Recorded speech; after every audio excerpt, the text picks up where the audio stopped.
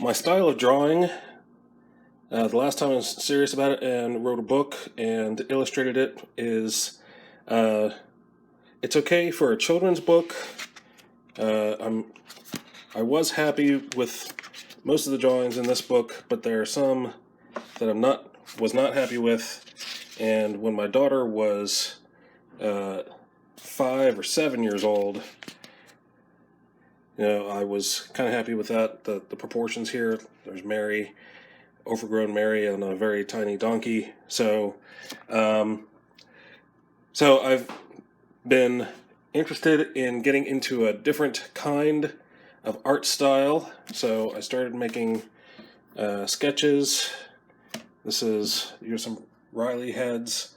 I was trying to figure out how to open a mouth, what the dimensions would be for an open mouth. You can see the numbers here, 1, 2, 3, 4, 5. These are proportions for what the mouth would look like when it was open.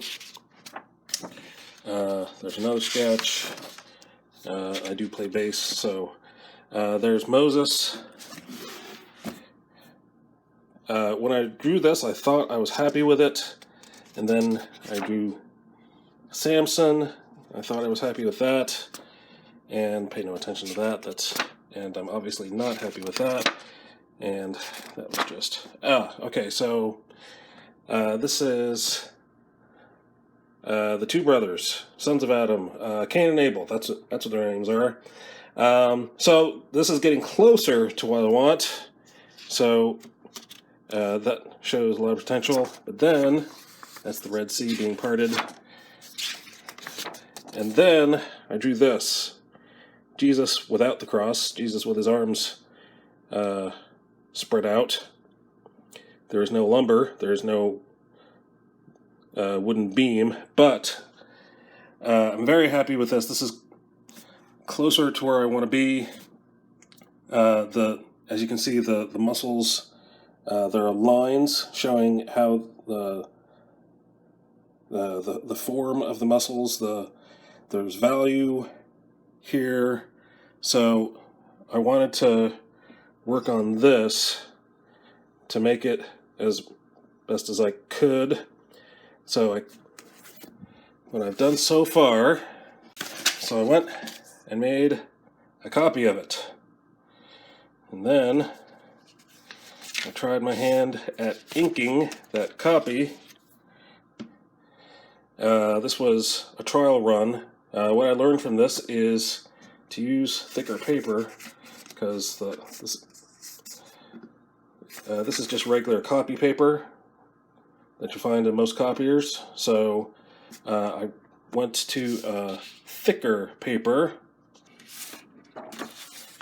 and printed this blue line version of it. So I scanned it into Photoshop and made all the lines blue. And also, I added that beam. I learned a lot about the wood that was used on the cross. There are various theories about the wood. Some people say that it was made out of olive wood, but opponents of that theory say that olive was too important to the agriculture. It was their livelihood. They wouldn't dare make crosses out of it. So the second most popular theory is that it was made of pine, and I'm very happy to hear that because I love the way pine looks. Pine is a very exciting piece of wood to draw because of all the knots that are in it. And also, there's bark. You see this bark here? It's a live edge piece of wood. I looked up a video on first century carpentry. There were no circular saws back then, so they didn't have any 2x4s or whatever dimension you want to call it. There were no squared up pieces of wood back then. So this cross would have had bark on it in all likelihood. So, and then the sign that is behind his head, I had to look that up because I don't speak Greek. I don't read or write Greek. I had to look up the Greek and the Latin and the Aramaic, and so I scanned all that in, scanned in that information, and made it light behind his head so that I could trace it with the brush.